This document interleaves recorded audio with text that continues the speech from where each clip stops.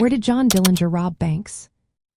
If you are curious about the notorious bank robber John Dillinger and the locations of his heists, you are in for an interesting journey through history.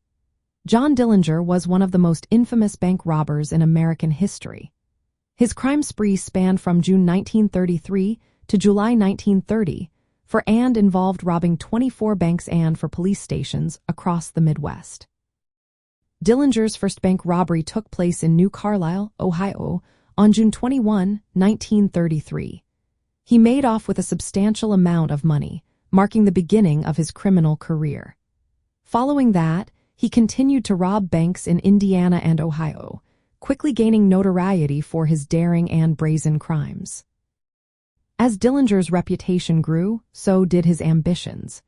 He and his gang expanded their operations to Wisconsin, where they robbed additional banks.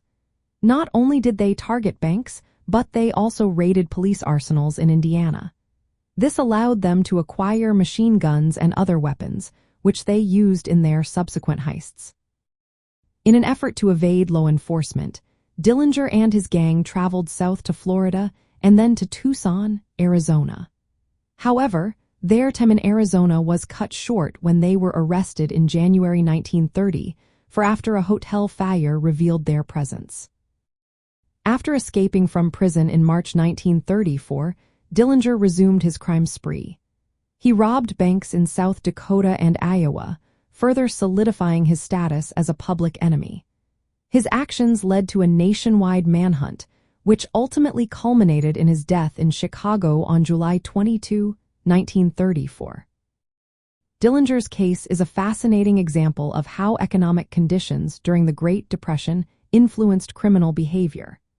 Many Americans lost faith in institutions during this time, leading to a rise in crime and the romanticization of outlaws like Dillinger. His exploits also highlighted the challenges faced by law enforcement as they struggled to keep up with mobile and sophisticated criminal gangs. In summary, John Dillinger robbed banks in several states, including Indiana, Ohio, Wisconsin, South Dakota, and Iowa. His daring heists and the impact of his actions continue to be a significant part of true crime history in the United States.